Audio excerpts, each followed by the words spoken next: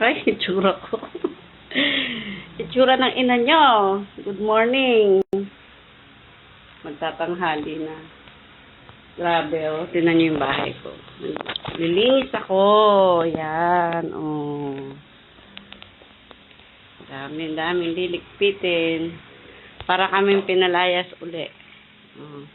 Una, naglinis ako ng ref. So, ayan na lang yung natira kong pagkain sa ref. Then, ito. Yan. Linis ref. Ito, inayos ko rin yan. Linis ka mga vitamins ng mga aso. Vitamins ko. Yan. Mga laman ng ref na. Mga prutas. May mga konting pagkain. Ito, nilinis ko rin yan. Yan ang aking mga mug. Yung banda doon, hindi ko pa yan nalilinis. Ito lang banda nalinis ko. Yan. Yan lang. Tapos, syempre, ayan, daming hugasan, no? Pag naglinis ka, ang daming makukuha ang basura. Tapos, ayos mo lahat kung ano pa yung pwede, yung hindi pwede, yung expired, tsaka hindi expired. Tapos, ito yung lamesa, oh. Wala kang makainan kasi puro gamit. Nilipat ko dito itong bilog. Tapos dito, dati may lamesa dito. Nalis ko yung mahabang table. Tapos inusog ko to. Tapos hindi ko alam kung ililipat ko ba itong lamesa or dyan lang siya. So habang pinag-aaralan ko muna, walis-walis lang muna. Kasi ang daming nakatagong dumi. Mag-ano tayo? Magbabacuum muna tayo.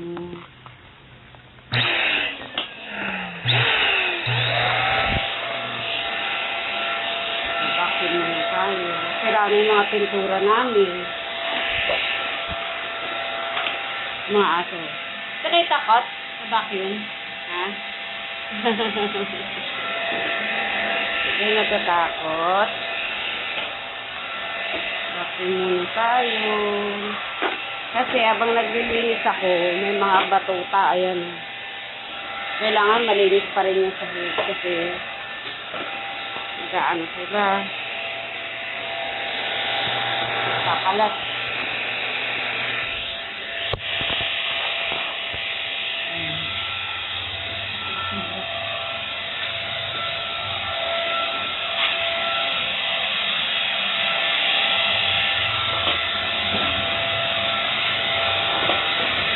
Ginagawa ko maghapon na ako dito.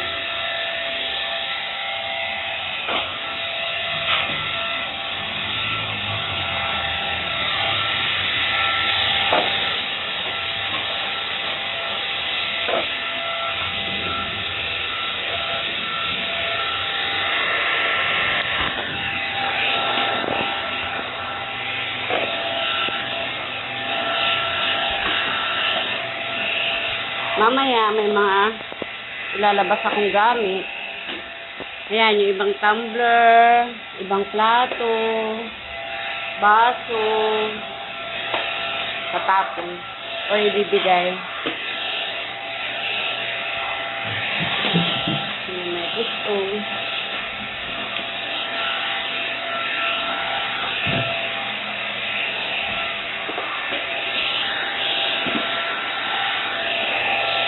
Kaya ibigay ko rin doon sa pamangkin ko. May nasunugan kasi akong pamangkin sa Bagong Silang. Sa damit, hindi ako makabigay doon kasi mataba yun eh.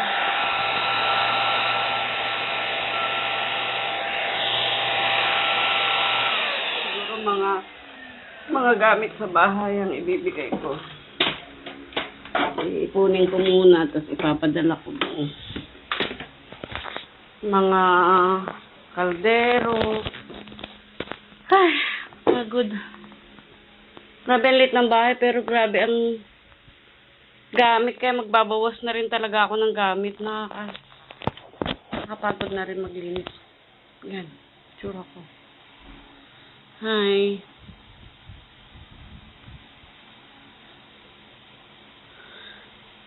Kanina pa ako dito alas 6. Hindi ko namamalayan yung oras. Mag-alas 12 na. Pero nagawa ko na yung isa, yung nailabas ko yung lamesa. So, ayos na lang. Ayusin ko na lang kung anong magandang ayos dyan. Nakaano rin, magligpit ng magligpit. Masaya pero nakakapagod. Ang pawis ko.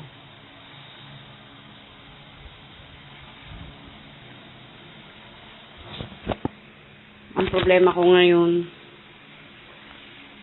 wala akong paglalagyan nito.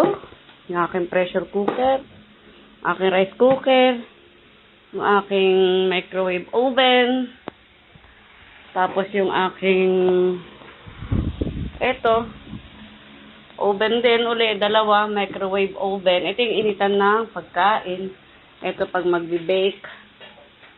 So, kailangan ko ng panibagong cabinet or istante. Siguro dito magpapagawa ako. Tapos tingnan nyo guys, yung dingding namin, ang dumi. Nagbabakbak na. Kailangan na siyang pinturahan. Uli. Ay, naku.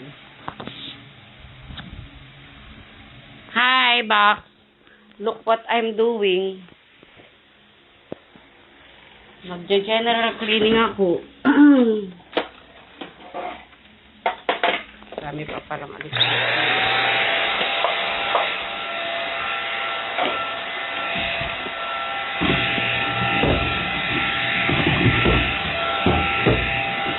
Tapon gamit uli. Ayan o, mga yan o. Oh.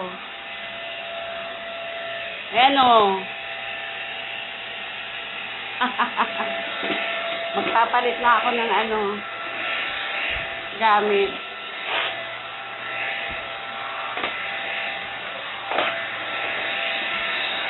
Palit na tayo ng gamit. Ay! Yun na, papin ko.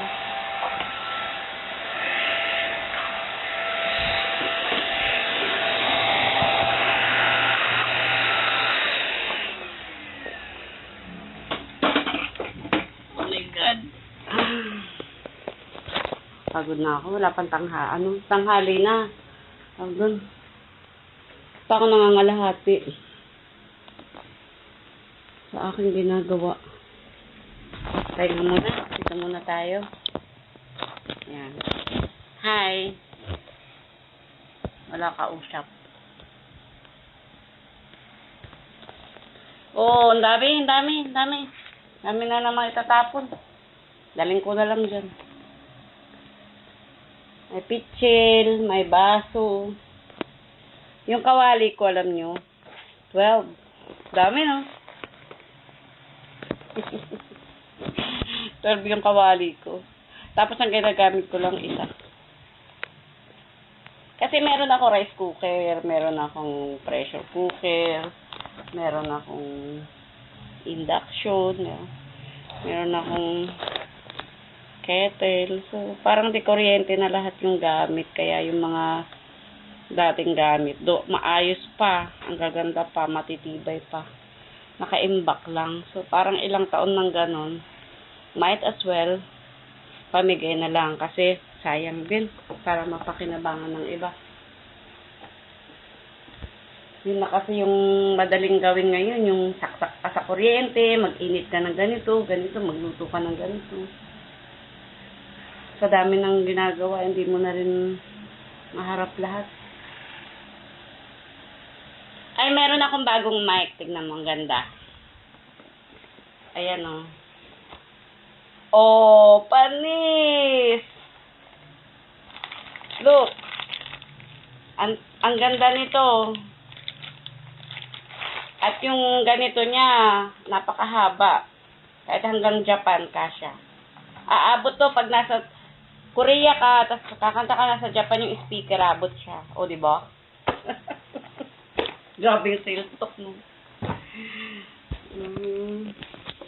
Tapos, ang dami kong baunan na, ayan, i-dispose na yung mga yan. Sino may gusto, baunan.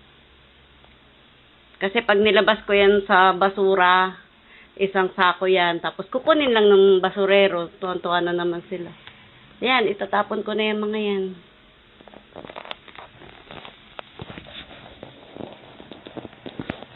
Mike, nasa 1.5. Eto oh.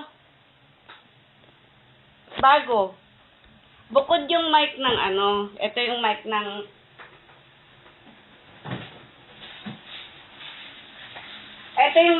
speaker, libre to, pero maganda rin siya, ayan oh. Hindi ko pa siya ginagamit. Pero ito, mic to pang ano, sa video okay. Super quality. Kahit ngungo ka dito, lalo ka mangungungo. Diba? Ang epekto ng mic na to, guys. Nag-promote. Ang epekto ng mic na to, yung nakikinig, sa nakikinig ang epekto, gaganda yung pandinig nila. Oo, kahit pangit yung boses mo. Kaya maganda siya. Isako ko, sige, isako ko. Ang dami. May mga sandok. Baso. Ayan o, plato. Dispose na to. Half of this is i-dispose na. Ito lang ititira ko kasi mahal tong mga to. Ito yung mga quality na plato talaga. Yan, di-dispose ko na tong ito. Ito.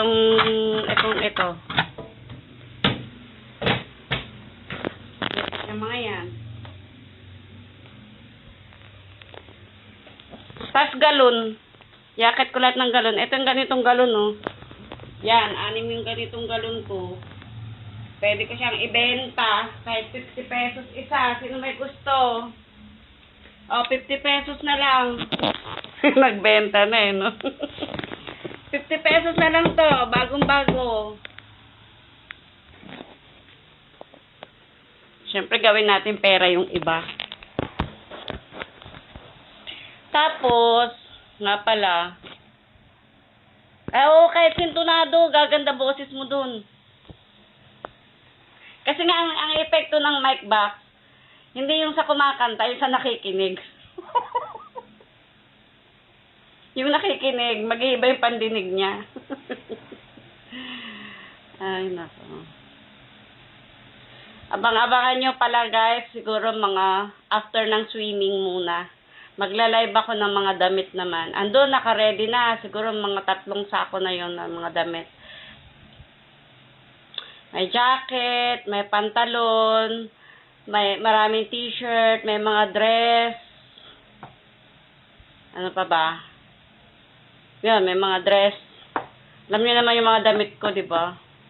Minsan, isang beses ko lang sinusuot. So, hindi ko na uli nagagamit. So, for sale na yung mura na lang. Mga pre-love yun. Madami. Tsaka mga, yung tsinelas, wala na kasi ginagamit ko. Pero may mga tsinelas pa akong hindi gamit. Mga binili ko dati sa SM.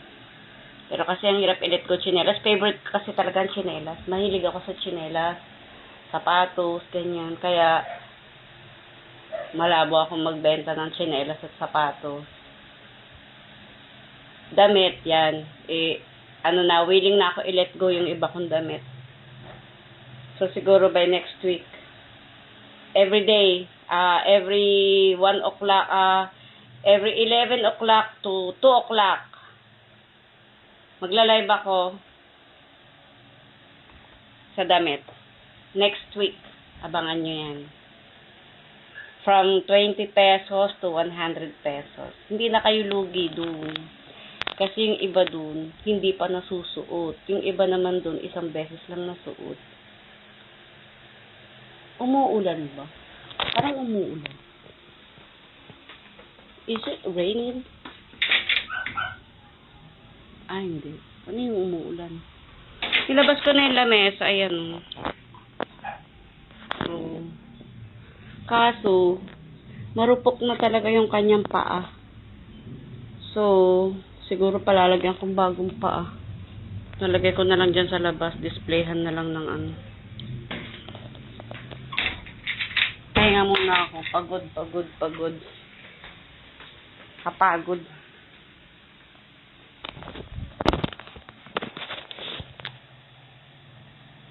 Yung nagtatanong doon sa rice cooker, nabenta ko na. Sold out na. Nabenta ko na yung rice cooker. Nabenta ko na rin yung shoes. Oh.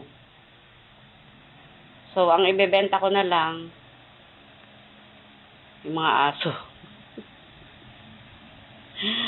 Eto, bilhin nyo na. Bagong-bago. Oh. Balik puhunan na lang. 1,000.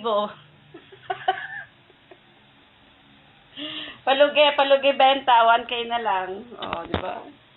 Joke, hindi ko 'to ibebenta, syempre. Akin 'yun. Hindi ko 'yan ibebenta. Mahirap magbenta, sa totoo lang paggamit mo, yung mga personal na gamit mo, kaya mga kaldero, baso, kung ano-ano, kahit pwede pa, nakakaanong ibenta kasi ano 'yan eh. Pamigay mo na lang. Mas okay ibenta damit, sapatos, bag, mga ganyan. Bag pala, may mga ibebenta rin akong bag. Ang dami kong bag, hindi nagagamit. So, ang title talaga ng live ko is, ang dami-daming bagay na hindi naman kailangan. Kung pwede lang, bawasan na ang mga nagtambakan. Ganun. Yung mga garapon na magaganda pa naman, pinamigay ko na. Alam niyo yung lagyanan ng mga paminta, para mga wala na eh. Tuwan-tuwa nga yung napagbigyan. Meron na lang ako dito, ganito. Yan. Tinabi ko 2. Pero yung pinamigay ko, mas malaki dito. Tapos, mas maganda dito. Ewan ko lang ba't naiwan yan. Kasi, nasa ilalim siguro yan.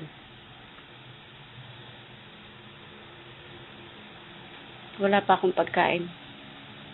Tanghali na.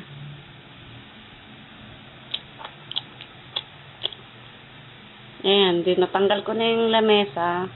Natutulala naman ako kung paano ko ibabalik tong mga yan. Hindi ko alam kung saan ko ilalagay. Wala akong mapaglagyan. Malamang dito muna siya sa lamesa. Tapos, dito na lang kami kakain sa maliit. Diba yan? Nagkamali ako ng tansya. Inusog ko kasi yung lamesa, tapos nag-crack yung paa, tumumba. O di, buti na lang, nakuha ko na yung mga gamit. So, sira na siya talaga. Ano na yun eh? Matanda pa yun, 19, ano pa yung lamesa na yun?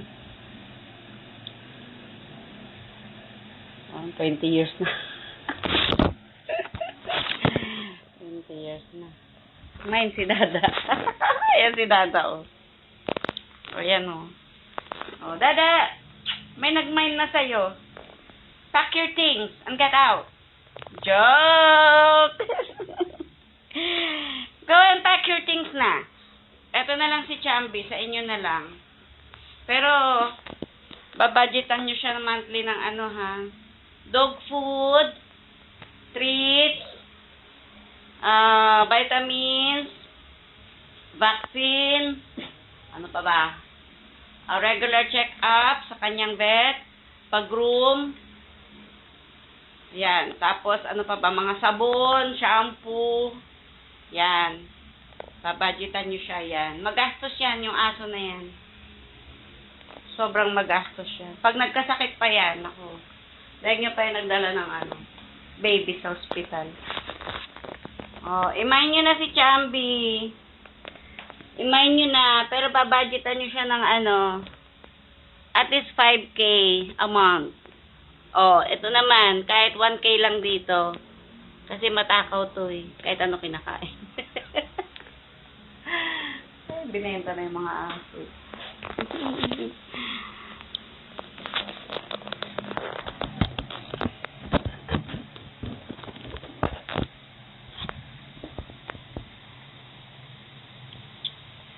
Tingnan nyo yung mga guys, puro sa aso. Medicated shampoo para sa aso. Ano pa ba to? Tick and flea para ulit sa aso. Yan. Meron pang Cotton Fresh para ulit sa aso. O, tapos sa amin, Johnson's Baby Powder. O, diba?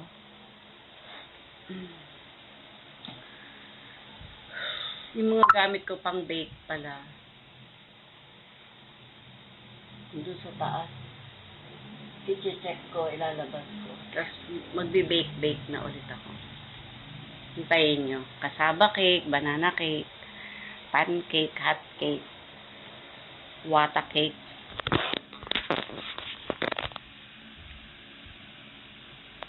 Hi sa mga nagwa-watch. Shout out sa inyong shout out. Hindi shut up ha, shout out. Itsura ko. Itsura ng ina nyo.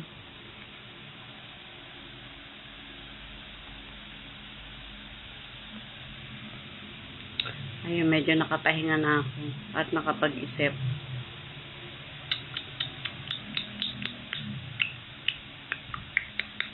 Okay, yun na muna guys. Bye-bye. Kain muna tayo. Maghahanap akong makakain at mauulam.